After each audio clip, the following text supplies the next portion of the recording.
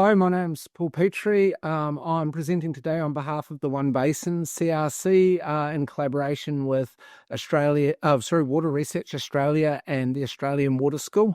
The topic of the presentation is the impact of climate change on crop irrigation requirements across the Murray-Darling Basin. I'm presenting with my colleague Andrew Hall from Charles Sturt Uni. So before we start into the presentation in earnest, I would like to acknowledge and pay respect to the traditional owners of the Murray-Darling Basin and their nations. I would invite everyone to please open the chat now and acknowledge the traditional owners of the location where you're joining from today. Please just enter that into the chat would be great. As I said, I'm presenting on behalf of the OneBasin CRC. If you would like to join our mailing list, learn about future seminars like this one and the range of other events and activities we have on the go, please scan this QR code or visit our website and subscribe to our newsletter. Okay. So the OneBasin CRC was developed. It's been running for 2 and a bit, or actually coming up 3 and a bit years now. We have a range of different research programs that were developed as part of the CRC, sort of when the CRC was initiated across these areas. So we have Foresight and the Foresight and Decision program, which aims to help the government, industry, communities prepare for a different future by building our understanding of what the future could look like. We will provide this information, these outputs and tools and resources required by agribusinesses, communities and governments to manage the climate risks and water-related risks. We have a second research program focusing on technology and opportunity to grow and diversify water sources and optimize the treatment, storage, delivery and use of water by the developing of on and off farm digital infrastructure. And the final one is the Adaptation and Innovation Program, which will co-design services and strategies to support successful adaptation of farm enterprises and rural communities in the context of a changing basin. As part of the development of the CRC, we undertook quite an extensive co-design program, and from that co-design program, we then developed a series of challenges to help us address those topics. So the 4 challenges are building capacity to confront climate together, where we'll co-develop and demonstrate the scale of the tools and processes for partners and communities to confront climate change projections of a hotter and more variable future. Creating value from digital technologies to support the irrigated agricultural sector, so aiming to enhance the value and adoption of digital technologies on farm and across the value chain. Enhancing the water supply system to deliver for multiple users. We were looking at water infrastructure, policy design and operation that enhance the capacity of water supply to meet social, environmental, economic and cultural needs. And finally, realising value from and within rural industries and communities. So increasing the economic, cultural, environmental and social value and resilience of the communities and industries across the basin. To deliver these programs, the CRC has 4 regional hubs in addition to its head office in Melbourne. So these hubs are located in Loxton, Mildura, Griffith and Goondiwindi. The hubs act as a focal point for place-based research and development and the association demonstration, evaluation and adoption education activities. Most of our research programs are based within the hub. So the staff that are delivering those programs are actually, or the scientists that are delivering those programs are actually based at one of those 4 regional sites. The hubs also provide a meeting place for the OneBasin CRC regional advisory committees and a place for regional communities, business and industries to participate and connect with the CRC. Okay. So just to briefly introduce myself, I'm Paul Petrie. I'm a program leader at the South Australian Research and Development Institute, and my colleague Andrew Hall, who's a professor at Charles Sturt University, will be presenting this seminar to you today. So we take a step back. What are the aims and scopes? What are we interested in? The as part of the initiation of the OneBasin CRC, we set up a series of what we call quick start projects. These were relatively small projects that were aiming to start off, have strong impact and underpin the first couple of years of the progress of the CRC. This is one of the quick start projects, and we're wanting to answer, how will climate change impact on irrigation demand across the CRC, across the Murray-Darling Basin. What we're wanting to do is be able to provide advice to irrigators in the context of their sort of crop establishment and planning decisions. So we think, a lot of these crops are perennials. They have a 20 plus year investment cycle. And even for an annual crop, you're still, you need to invest in infrastructure and support, equipment for your property. Often this equipment has a long lifespan, and you want to be confident in that you're still going to be able to provide water for and manage your crop at the end of that lifespan. Unlike water supply, water demand is actually one of the parameters that a grower is able to grow or to manage and control as an irrigator. We also saw this project as developing knowledge that could extend and underwrite some of the other projects within the CRC. So projects may be around sort of more water allocation or planning. This is, as I said, a quick start project. So it was developed as a desktop analysis. It has about a 1 FTE for a year total of staff time to complete and deliver it. Basically, we focused on a modelling approach to answering these questions. We aim to use evapotranspiration, ETO, to assess how reference evapotranspiration is likely to change across the Murray-Darling Basin. We used a range of climate ensembles, 5 global models and 2 regional models under both high and low emission scenarios, and then applied the Pyrmont-Monteith equation, so a very sort of standard approach to estimating irrigation demand for 2 periods, 2031 to 2050 and 2051 to 2070.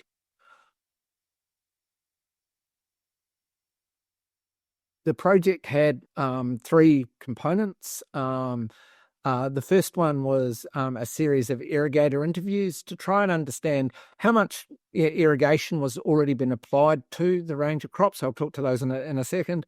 And what the adaptive capacity or the change, the seasonal variation in those irrigation demands were likely to be.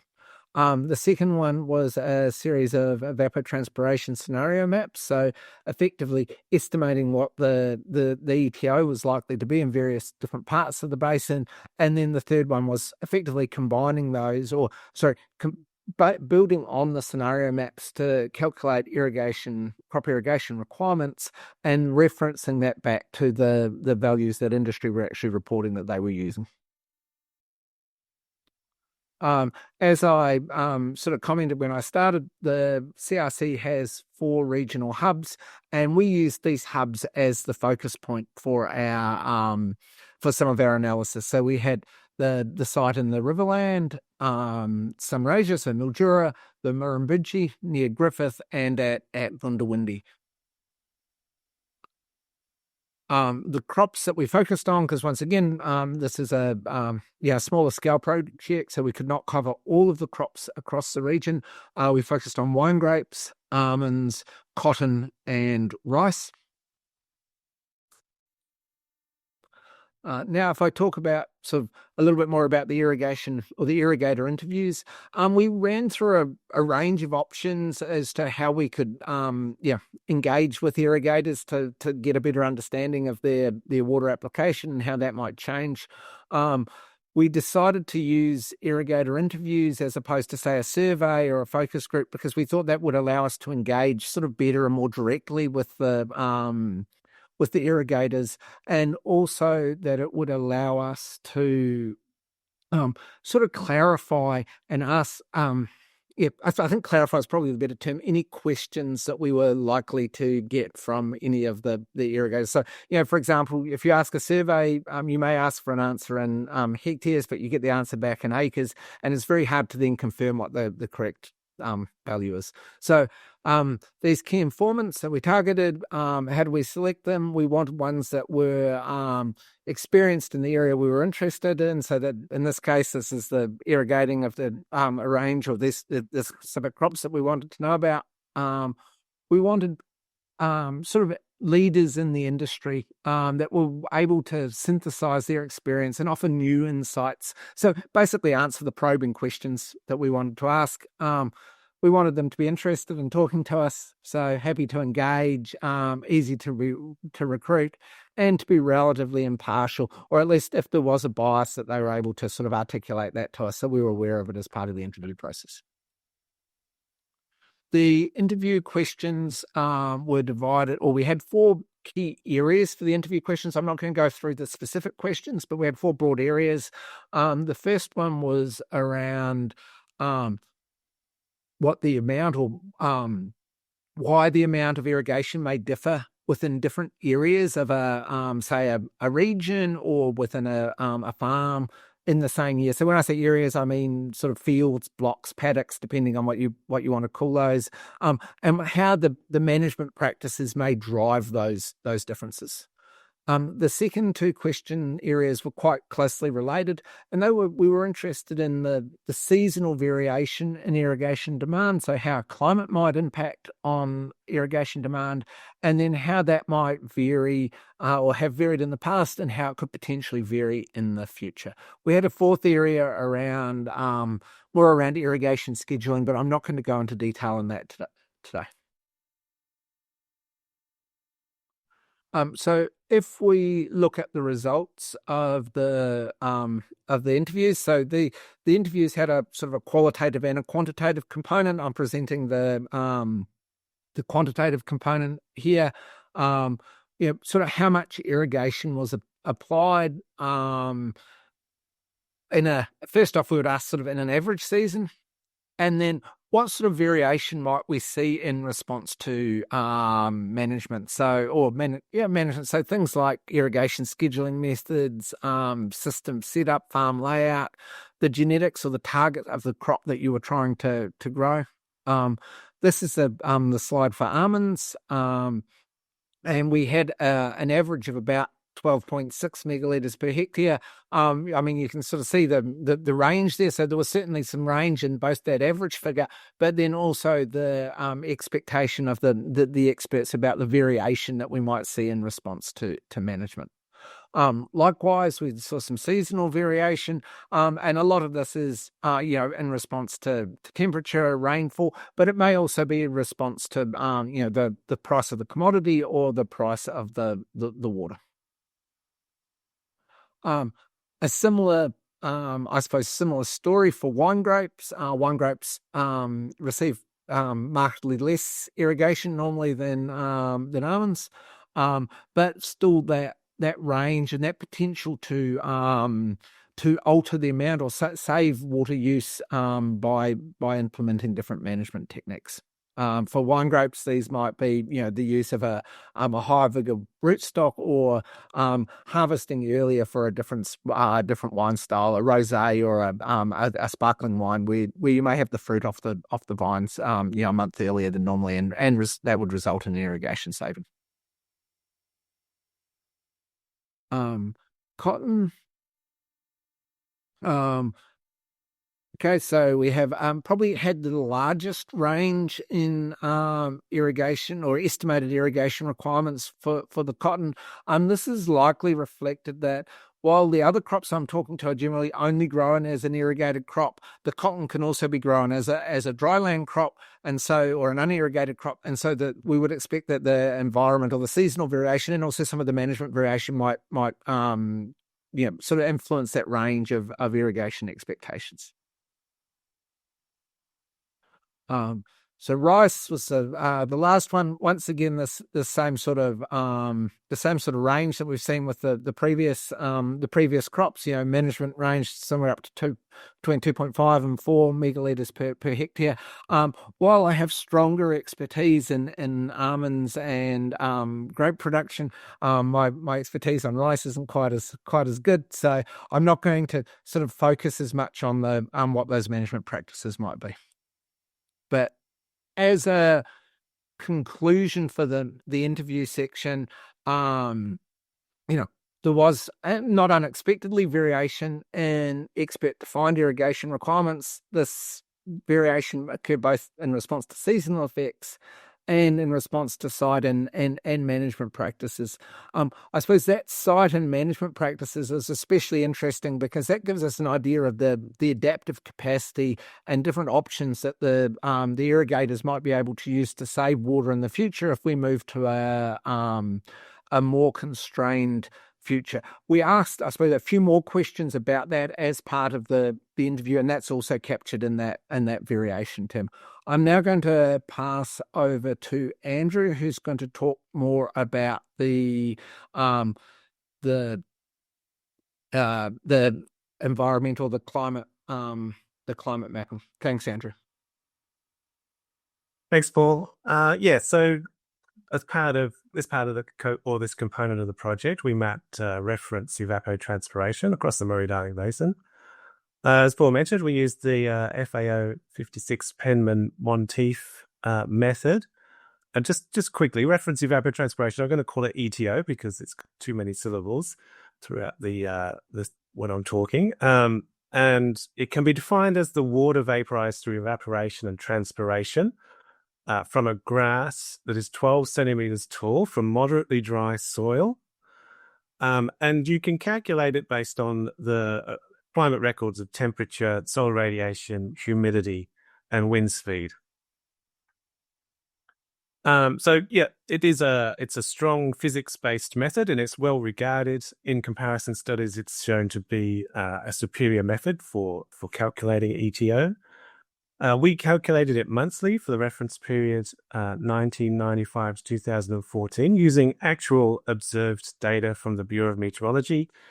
Those data are taken by a silo team who interpolate it, and they produce maps of minimum, maximum temperature, humidity, incoming shortwave radiation. We used all of those data along with a set of wind speed from the CSIRO, who have a similar data set for interpolated wind speed, and we used those data, gridded raster data, and we produced maps across the Murray-Darling Basin of ETO. So this figure shows seasons average spatial variability in ETO. This is averaged over 3 months. So we've got 4 seasons. So winter, for example, is the average across June, July, and August. So this shows the temporal variability within an average year across that observed period, 1995 to 2014. Of course, we're not seeing any year-to-year variation in these data. It does just give us a mean that we can work from. And so obviously El Nino, La Nina, little variations in conditions and climate will obviously affect different ETO in different years. You can see from this map, I'm going to use a consistent color scale in all of these maps, going from basically red and then blue is low, and then going up through green, yellow, and then orange is high. You can see spring and summer, they really dominate the periods where you get most evapotranspiration. And this is what we're going to be concentrating on as we go through the next slides. So for projected climate data, we used outputs from the NACLIM 2 project. This is New South Wales government program, and they produce downscale, so high resolution regional climate data using regional climate models, and inputs to that come from global climate models.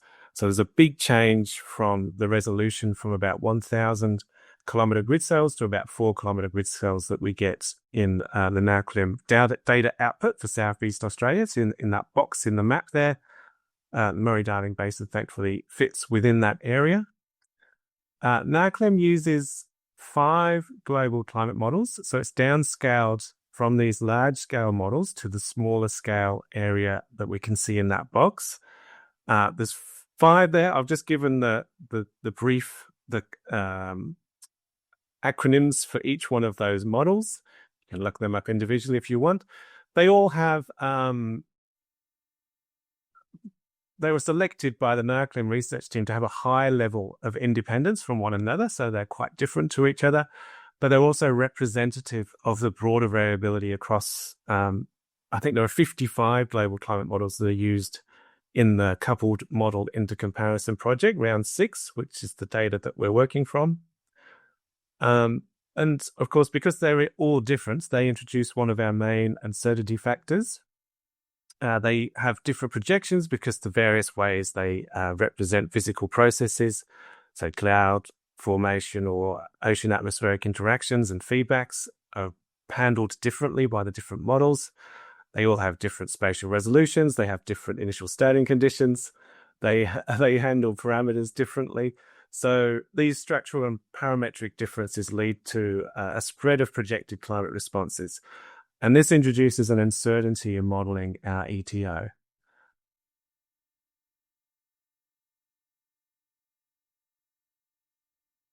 The other thing that's on this slide, we've got 2 shared socioeconomic pathways, and we used data from the NACLIM project using those 2 selected socioeconomic pathways that were selected by the NACLIM team.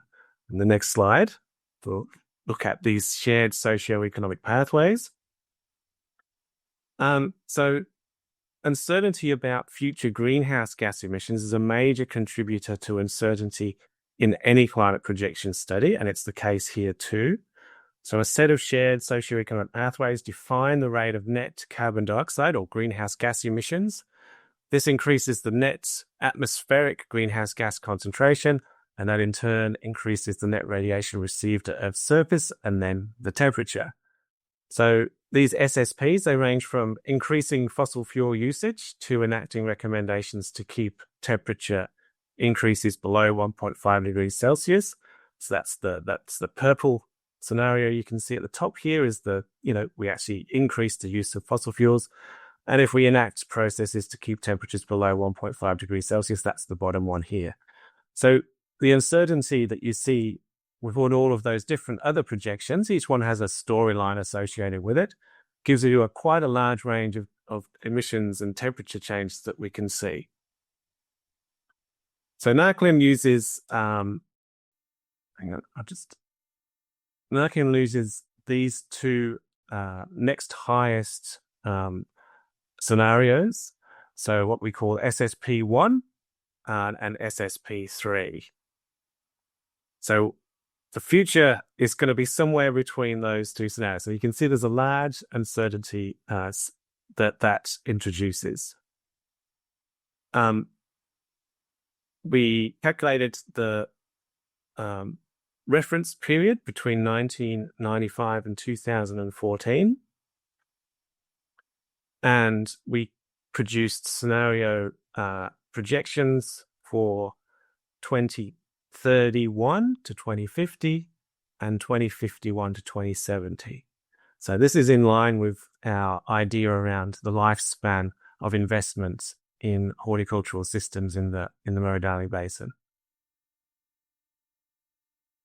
So this gives us 4 sets of projections. We've got 2031 to 2031 to 2050 for both SSP1 and SSP3, and again 2051 to 2070 for those same 2 scenarios. So it gives us 4 sets of data to work with. So now I'm going to just show you a few maps of percent change in ETO of selected scenarios. This one is for low emission scenario in spring. So SSP1 is the lower emission scenario. Remember, we're just concentrating on spring and summer for this presentation.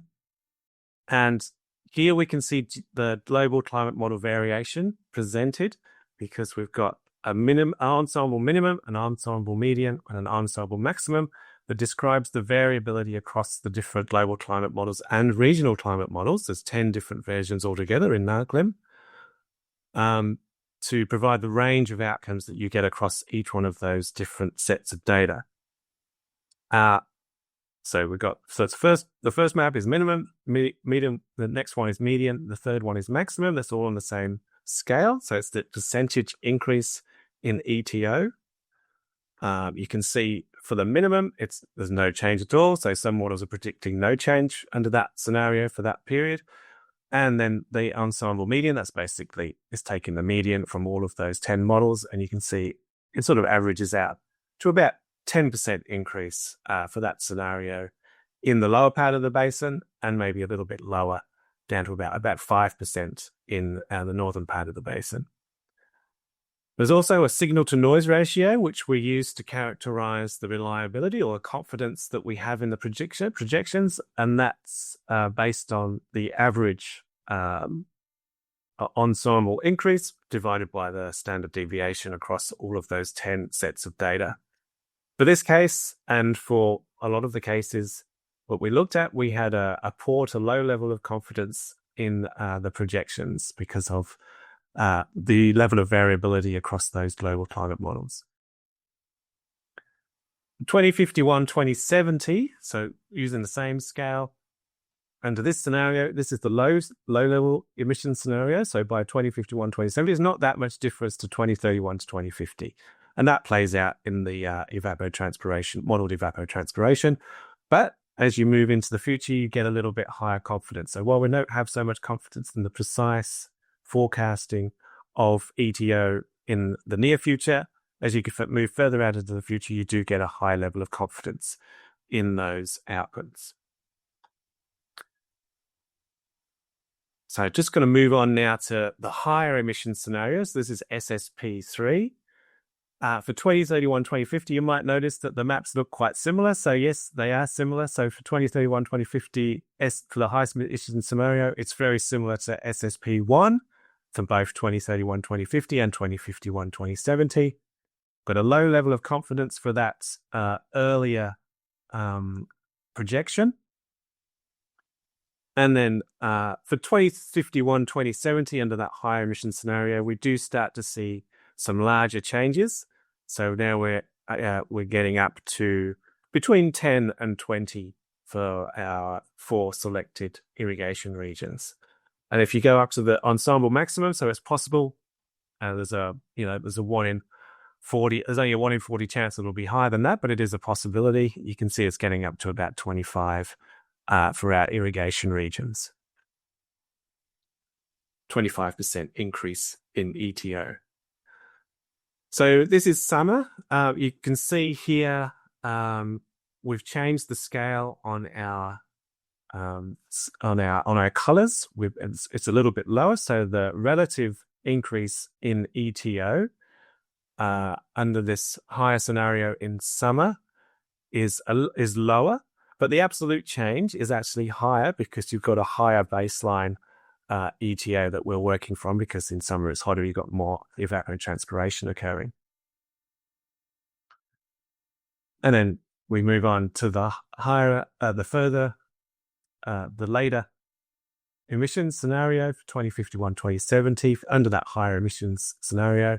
And you can see now that we are getting a little bit higher again, but it's similar to what we saw in spring in terms of the spatial pattern, but the overall relative percentage increase is a little bit lower, but the absolute increase is higher. So what we did is we extracted out the grid cells from those maps for each one of our 4 regions, and then we plotted those in box and whisker plots. And this helps us summarize the uncertainty range for each of the 4 scenarios for both spring and summer. You can see the blue dashed lines which indicate the reference period of evapotranspiration. So during 1995 to 2014, that was the actual mean observed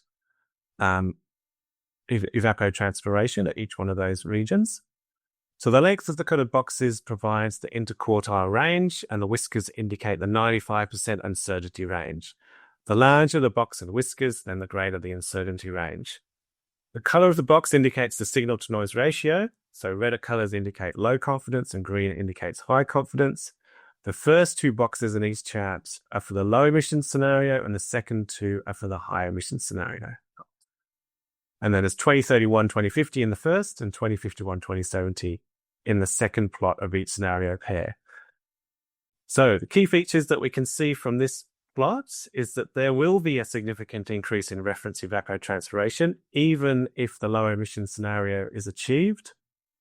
There's a similar level of change across all four case study regions, with Mildura and Riverland most similar to each other because they're closer to each other, and Gundawindi is most different with more uncertainty. This is what we expected when we chose those four locations. The greener box colours indicate greater agreement amongst the model ensemble and therefore more confidence in the 2051, 2070 scenario. So as we move further into the future, we become more confident in these projections. And the first three boxes in each plot indicate that the two low emissions scenario periods and the high emissions 2031, 2050 period projections for the median level of change are all similar. You can see these black lines in the first three boxes in each one of these plots are all at the same range. And so it indicates that all of those three scenarios are similar, but the 2051, 2070 under the high emission scenario, there's a significant increase in ETO projected. So the other part of this question is to do with precipitation flux. So this is something that we looked at too. So these are the maps that we produced, similar to what we did for the evapotranspiration. So it's much simpler here. We just take the precipitation flux from the output of NARCLEM and model those for the same sites, same time periods as we did for ETO. There's a quite a poor level of confidence, and there's probably not that much change as projected for the precipitation flux across the Murray-Darling Basin, although there is a high level of uncertainty, especially in the northern parts of the basin.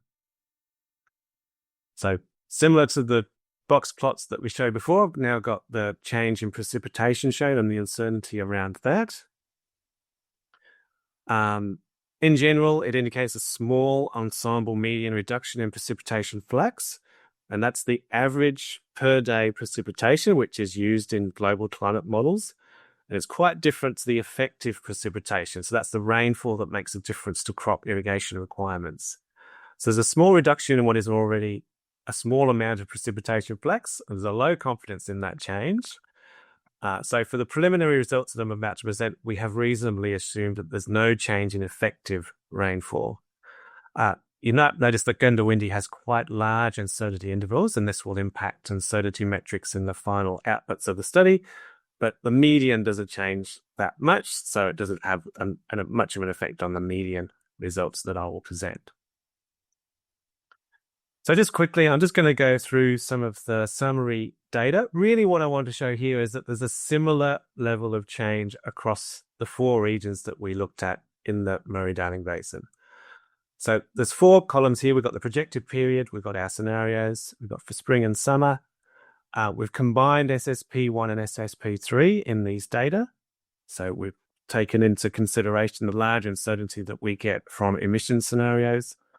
And therefore, we get this quite large uncertainty range that we see here, based around central around the ensemble median UT change.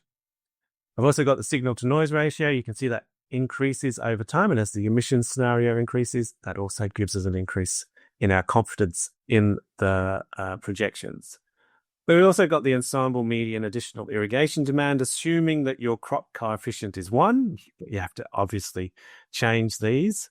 And this is from for spring and summer combined. So to combine spring and summer, you need to add these two numbers together. So, but just going through these, this is Mildura. I'm just going to quickly flick between them because they are quite similar. This is Riverland. So obviously these two are quite close together and they don't change that much. I'm just flicking between them just to show that there's not that much difference between them. There's a little bit of difference in the uncertainty ranges and a small amount of difference in the additional irrigation demand, but they were surprised as in the amount of similarity between the four sites. Goondiwindi is the most different from the other three sites, and it does give us the largest uncertainty range as well. So just a preliminary summary. So global and regional climate model variance and greenhouse gas emissions uncertainty led to a wide range of modelled increases in reference evapotranspiration across the Murray-Darling Basin, but through an analysis of the signal-to-noise ratio, we can be more confident in the level of predicted changes for specific emissions scenarios after 2050. While there was a substantial level of spatial variability in reference evapotranspiration change across the Murray-Darling Basin, the level of change across the arid climate irrigated agriculture areas was quite consistent. For the four case study irrigation areas, the lower emission scenario for both 2031-2050 and 2051-2070, and the higher emission scenario for 2031-2050, produced similar model ensemble median spring and summer reference evapotranspiration percent change. So they were just between 4 and 6.6% increase across those three scenarios. But there is a different level of uncertainty for those different scenarios. Under the higher emissions, that's the SSP3, for 2051-2070, the ensemble median reference evapotranspiration was modelled to increase by quite a bit more, 7.8 to 9.4%, but with wide uncertainty ranges. So a 20% increase is within the 95% uncertainty range. So if you take that, remembering that we've assumed effective precipitation to be unchanged, and we combine the ensemble GCM, so the global climate models, the regional climate models, and the emission scenarios, all of the uncertainty that goes into those. We keep crop coefficient at 1, so you do need to account for that, and Paul's going to go through that in a minute. And this is for spring and summer, so it's from 1st of September to 28th of February. If we take the median across all of those data, we get across the Murray-Darling Basin. So these numbers, the range that we show here indicates the amount of spatial variability across the basin according to those four regions, representative regions. The additional irrigation demand is between 0.54 and 0.63 for 2031-2050, above 1995 to 2014 levels. And for 2051 to 2070, it's between 0.77 and 0.85 megalitres per hectare additional irrigation requirement for a crop coefficient of 1. Now, if you want to look at the overall level of uncertainty, the minimum for 2031-2050, so this is the minimum change as suggested by the differences in the scenarios, is between, so an actual reduction in evapotranspiration, so negative 0.12, so just about nothing. And for 2051-2070, from between 0.28 and 0.35. And then at the upper range of that uncertainty range, for 2031-2050, we've got an increase in irrigation requirements of between 1.05 and 1.38 for 2031-2050. And then for the later part of the mid part of the century, 2051 to 2070, between 1.69 and 2.3 across the basin. Yes, but that all assumes that the crop coefficient stays at 1. And now I'm going to hand back to Paul, who's going to build on that information by considering some other crops. Thank you very much, Andrew. Okay, so just to recap from where Andrew left off, we need to take the reference crop evapotranspiration, the ETO, and multiply that by a crop factor, what we call a KC, to get the irrigation demand. These crop factors vary during the season, so they start off relatively low. As the canopy of the crop grows and gets larger, they increase. They have a maximum through the midsummer in our environment. when the canopy's at its largest, and then usually at harvest or from harvest, the canopy starts to senesce. Obviously, this depends a little bit between the different crops. We multiply the ETO by the KC to get this irrigation value, and if there is some rainfall during the season, we would generally take that from any of those irrigation requirements.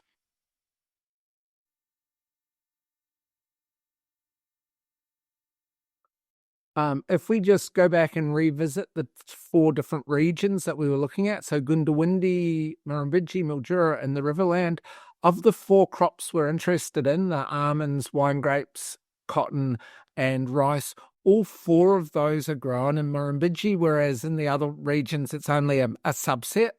And so I'm going to focus on, I suppose, the climate data and the irrigation data from Murrumbidgee for the next few slides, mostly because it makes... it's the easiest one to present on. It's easiest to compare all this. They'll talk about all the crops within that one region.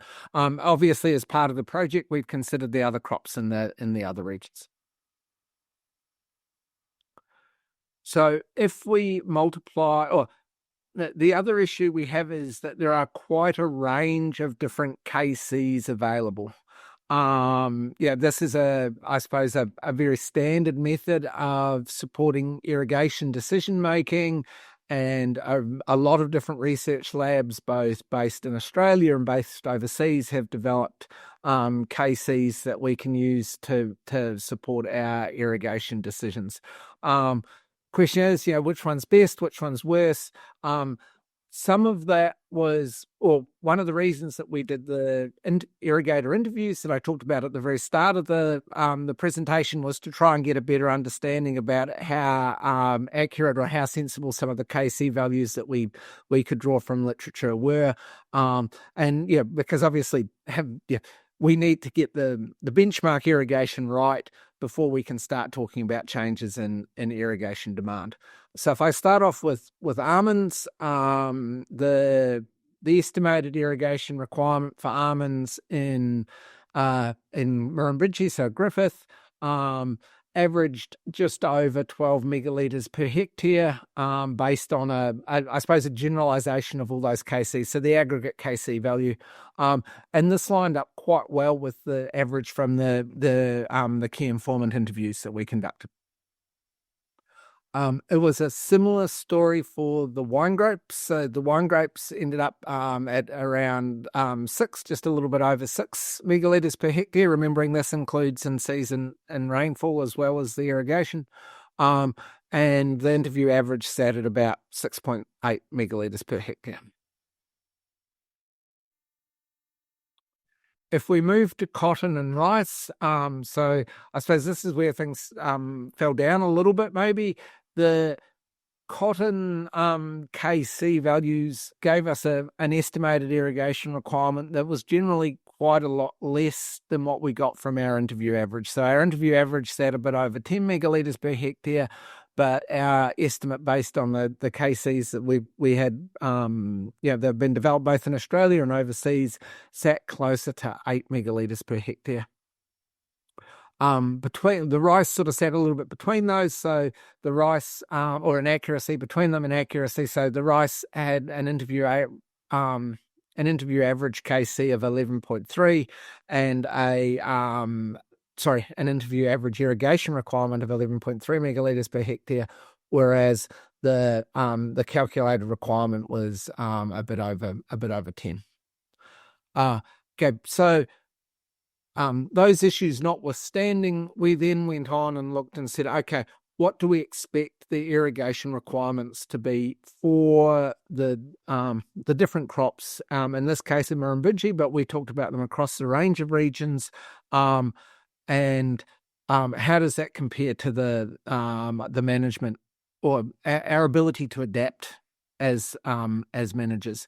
Now, I reflect on some of the irrigation and the ETO increases as percentages that Andrew presented.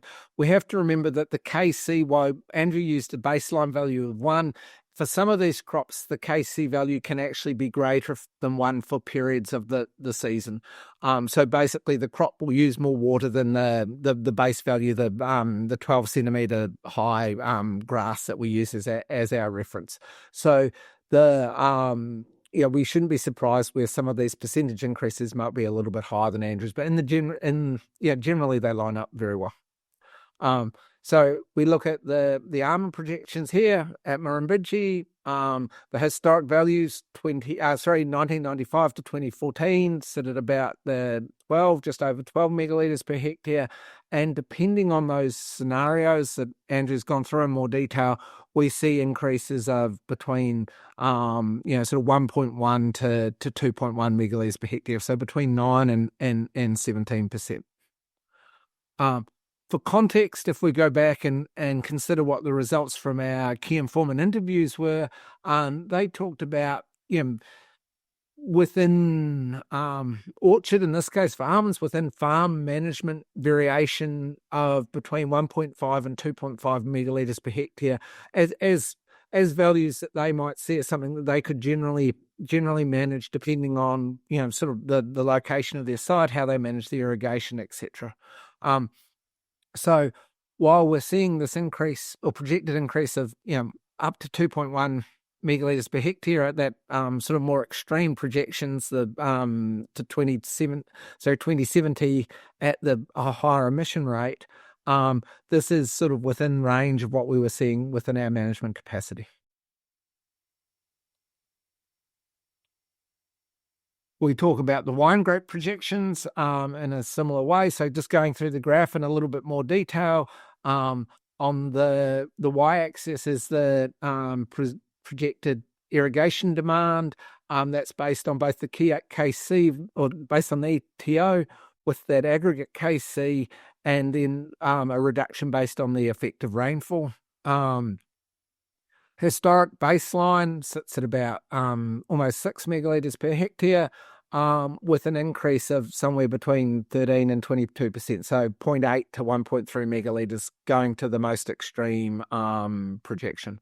The large dots, the hollow squares and circles, or the solid squares and circles, but the bigger ones, those are basically the average of the smaller symbols to the right, and those smaller symbols are the projections that have come from the different, the irrigation values that come from the different models. So 2 model runs from each of the 5 different models. Once again, we see an increase in irrigation demand. That wasn't unexpected, but what was, I suppose, probably a better news story was that our management capacity appeared to be at least on par, if not a little bit greater than the projected increase in irrigation demand. So that's the management capacity that came from the key informant interviews. Probably a similar story for the cotton projections. Obviously, these have started from we have a bit more uncertainty about our estimation of irrigation demand, because the KC value, or the projected irrigation from the KC value, didn't line up as well with what the industry reported that they were using. But if we look at the on a percentage basis, the increase in irrigation was still increase in irrigation demand based on the change in climate was still within the range that we see from the what was predicted from or what was estimated from our key informant interviews. So we're up to a 1.5 megalitre increase in irrigation demand at the more extreme emissions scenario, compared to between 2 and 5 megalitre per hectare adaptive capacity or management capacity. And finally, the same sort of story with the rice. So increases in irrigation demand, 10 to 17%, 1 to 1.7 megalitres per hectare from about a 10 megalitre per hectare baseline. And the key informant interview saying sort of management variation was giving us a range between 2.5 and up to 4 megalitres per hectare, depending on the interviewee, the expert that was providing us advice. Okay, so if we sort of step back and reflect on these results for a little bit, go back to, I suppose, did were the results as we expected? And how do we interpret these results? Starting out, we may have, and maybe I was a little bit more naive, and my climate science colleagues that are much more in tune to us were more expecting of these results. But I suppose I was almost a little bit pleasantly surprised that the increase in irrigation demand wasn't as dramatic as what I thought it might be. But if we reflect on that and what drives that irrigation demand, so we go back to the evapotranspiration schematic diagram that Andrew started off his presentation with, we see that that's driven by solar radiation, humidity, temperature, wind speed. And if we look on the graph on the left there, we can see that there's changes in mean temperature. So these are modeled changes in mean temperature for the different scenarios, so the same scenarios that we have been talking about throughout the presentation, relative to the change in evapotranspiration. So we can see as those temperatures increase, we obviously get an increase in expected evapotranspiration. But what about if we consider some of the other drivers, the solar radiation, the temperature, the solar radiation, the humidity, and the wind? So the humidity here expressed as a vapor pressure deficit. It's also driven in part by temperature because the warmer air is able to hold more moisture, hence the vapor pressure deficit is higher. So it also drives the an increase in evapotranspiration. But if we look at some of the other parameters, wind, we have Andrew was talking about uncertainty in some of these estimates. We have a lot of uncertainty in the impact of climate change on wind, and B, then this is reflected in our models that we see that the change in wind as a percent is actually relatively small for those scenarios. It's and sort of distributed in both directions. So 2-3% increase or decrease in wind having a relatively small impact on evapotranspiration. Likewise with radiation, a relatively small impact on evapotranspiration, a change in evapotranspiration, and then this isn't a relatively small impact of the climate change scenarios on radiation, and then this isn't strongly related to the observed or the modeled changes in evapotranspiration.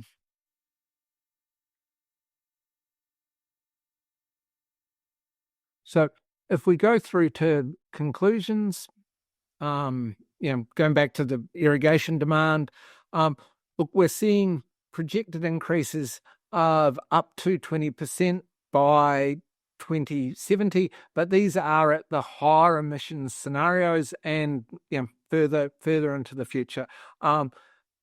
For the lower emissions scenarios and obviously a closer time period, those increases in irrigation demand are not as great. Our irrigators' adaptive capacity, as indicated by the key informants interviews, was of a similar magnitude to the increase in irrigation demand due to climate change. And so we see that our system, or we expect that our system, is going to be reasonably resilient to these the projected changes in irrigation demand. While we have high confidence in the increases in temperature and then how they may impact on irrigation demand, we have medium or lower confidence in the other changes or drivers of irrigation demand. So things like rainfall, wind speed, and radiation. And that's reflected in a poor or weak relationship between things like wind speed and changes in the irrigation demand. Okay. So thank you. We're now going to move on to questions. I would like to acknowledge that a couple of my colleagues, Dane Thomas and Peter Heyman, have been very kindly helping to answer the questions that are in the chat, but we're also now in a position that we can try and address some of the questions from the chat more directly. So Andrew, are you also online there? Yeah, I'm here. Excellent. Okay, so just looking at the questions.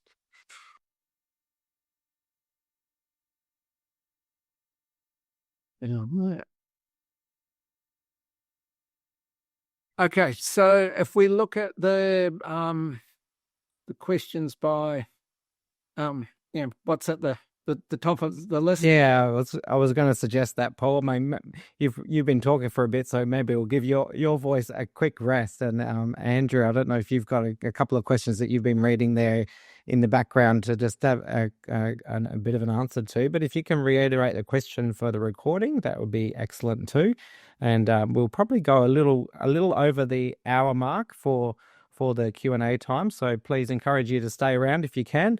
Otherwise, the recording will be available for those that miss out and need to head off. So, Andrew, over to you. There's some good questions there. There's been quite a lot that have been upvoted as well. I encourage everyone else on the call still to upvote questions. That will help us direct to the most priority questions as we can. So thank you, Andrew. Over to you. Okay, thanks, Joel. A question from Wayne Meyer stuck out to me. So the use of short grass ETO estimation underestimates the actual ETO in the Murray-Darling Basin, primarily because of the areas considered are subject to significant advection. The FAO tall crop ETO method has been shown to be a more accurate estimate. Also, as ambient temperature increases, advection will become greater. So I agree that advection can significantly influence evapotranspiration, like in arid regions, and therefore the tall crop method does seem to like it would suit the ETO. But the short grass reference, which is what we use, is the global standard for baseline comparisons, and we want the research to be internationally relevant. And it's widely used in climate impact studies. So it integrates well with the crop coefficient approaches. And people can use local crop coefficient values that take into consideration local conditions like wind speed. So I do agree that the tall crop reference may provide better estimates of ETO in the Murray-Darling Basin.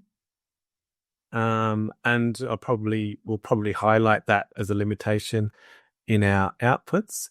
And in future work, we might be able to explore the implications of using both types, particularly relevant where wind speed is expected to increase.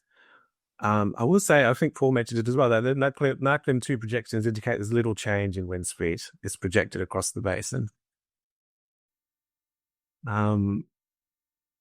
Thanks, Andrew. You will do one? Yeah, I can do one, definitely. I'll just...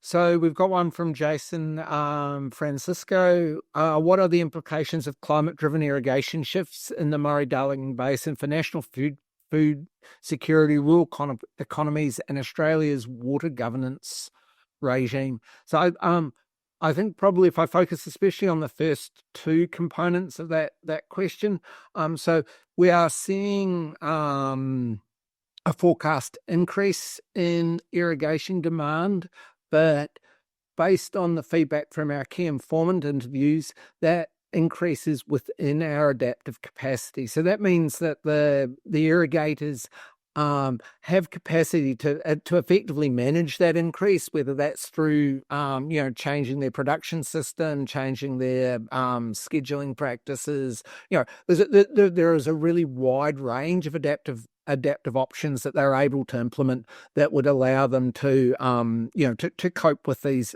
increases in irrigation demand.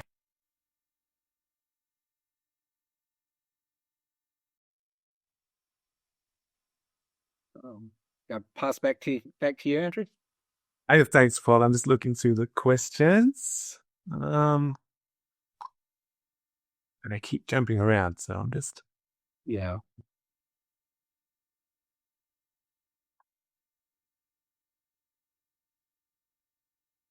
There's one here. This has got 8 upvotes. So would you consider running your analyses using NACLIM 2's SSP2 4.5? So that's a mid-range scenario. I mean, we used the lower and the higher one.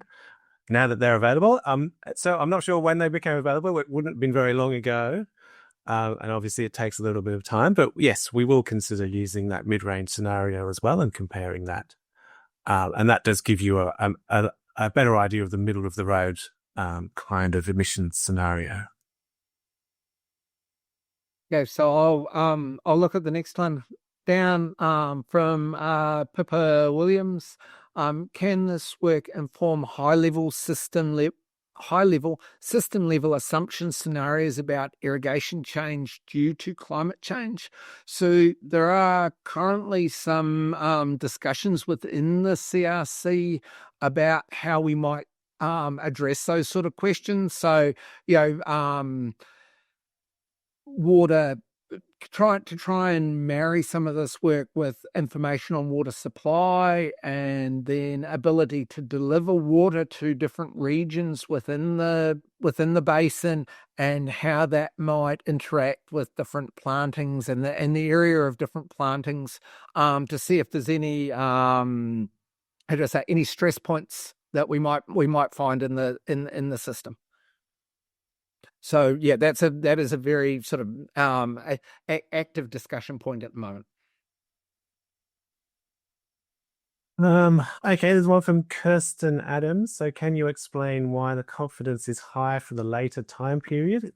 It does seem counterintuitive. I agree, it does. So as we move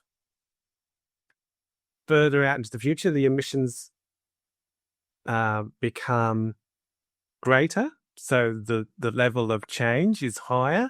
So that baseline change, or where we work out the signal to noise ratio, is higher relative to the standard deviation across the range. So it just means that we can be more confident that there will be a change, even though the variability across the global climate models is greater.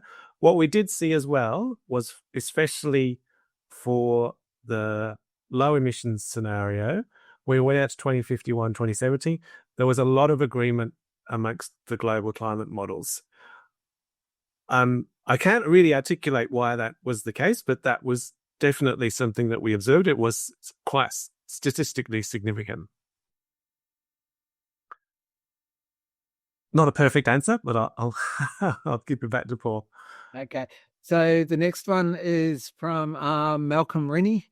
What does the research indicate for future land use in the MDB? Will the existing crops remain viable in the scenarios, or may alternative crops be required? Okay, so certainly for the 4 crops that we investigated, it appeared that our adaptive capacity was, the range of increase in irrigation demand was within our adaptive capacity. So effectively, it means that we should be able to continue to grow these crops. But it may need some change to our production practices, or we would expect some change to our production practices. Obviously, irrigators are very innovative and adaptive people. In response to both water availability constraints and also pricing signals, they will continue to look for a range of other and alternative crops. So I wouldn't say that if we look back 30 years ago, we were growing quite a different crop mix, and it will change again in another 30 years. I'll answer a question from Leon van der Linden. Do you plan to upscale the results with a land use data set to calculate the total pressure on water markets within the basin? Yes, we'd love to do that. And we would love to get these data applied to give us those broader outcomes. And it does depend on us.